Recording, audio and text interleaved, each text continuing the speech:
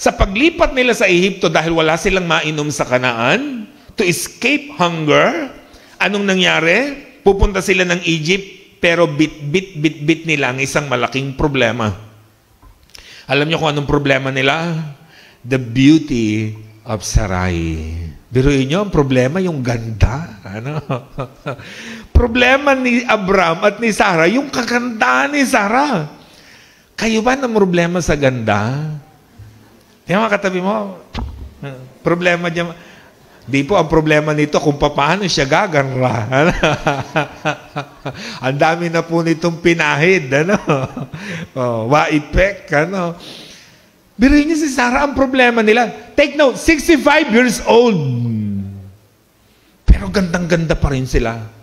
Imagine that, mga kapatid. Ano? In those days, beauty is liability. Sa kanilang panahon, ang ganda ay hindi asset, kundi liability siya. Why? Because the king got all beautiful women. Basta maganda, kukunin niya ng hari para maging asawa. Ganyan ang hari noon. Kaya marami silang asawa, yung mga hari. Kasi bawat maganda, kinukuha.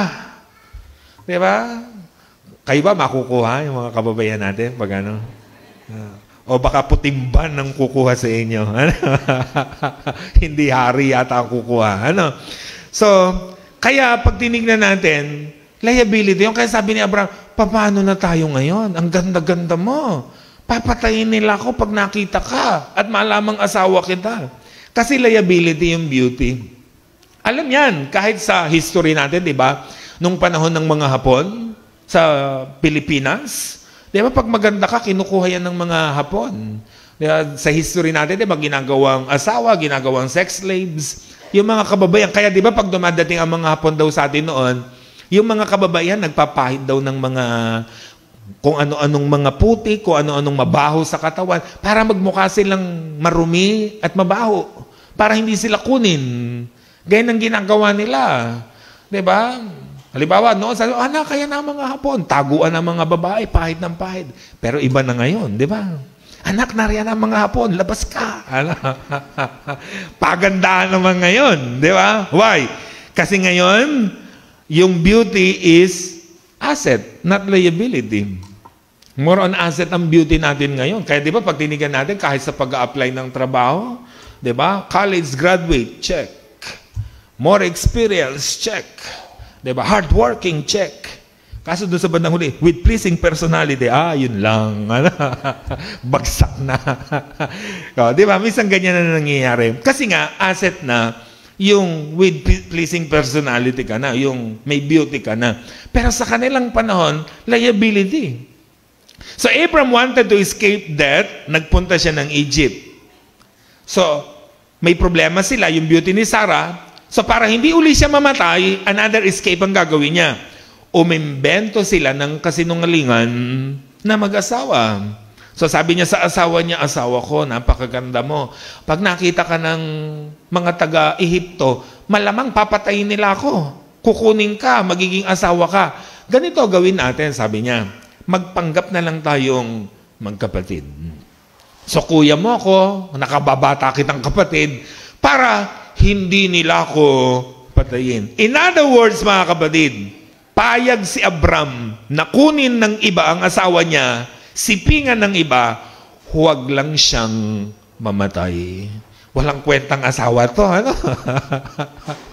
Di ba? Kasi di ba, alam naman natin, mga asawa ngayon, hanggang kamatayan, ipaglalaban ng asawa. Di ba? Pero ito, handa siyang ibigay ang asawa niya. Huwag lang siyang mamatay.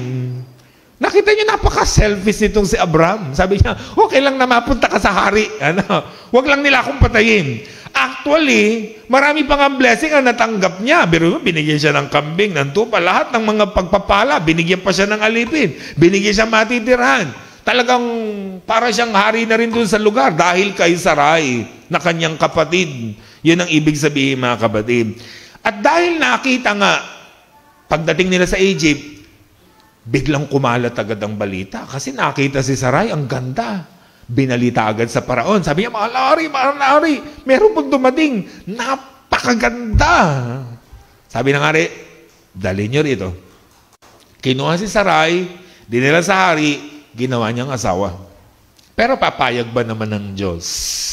Siyempre, hindi siya papayag kasi yan ang pagmumulan ng kanyang bayan, ng bayang Israel. So, hindi papayag ang Diyos na marumihan itong si Sarai. So, anong ginawa niya sa hari? Binigyan niya ng katakot-takot na sakit itong hari at ang buo niyang palasyo. Lahat ng mga Ehipsyo, lahat ng tao sa kanyang kapaligiran, nasasakupan, nagkasakit lahat. Hindi dahil mahina ang resistensya, hindi dahil nagkaroon ng pandemya, kundi alam niya na ito'y kakaiba. Siguro napagtanto nung hari, sabi niya, ano tong nangyari? Bakit nangyari to? So he recognized. Sabi niya, ipatawag si Abraham. Pinatawag, sabi niya, ano ba tong ginawa niyo sa akin? Ba't kayo nagsinungaling? Hindi kayo magkapatid. Na-recognize siya. Dahil saan? Sa sakit na dumapo sa kanila. Kasi alam niya kakaiba yon. May message ang langit. Alam niya yun.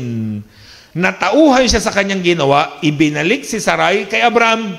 Pinalaya sila sa Ehipto.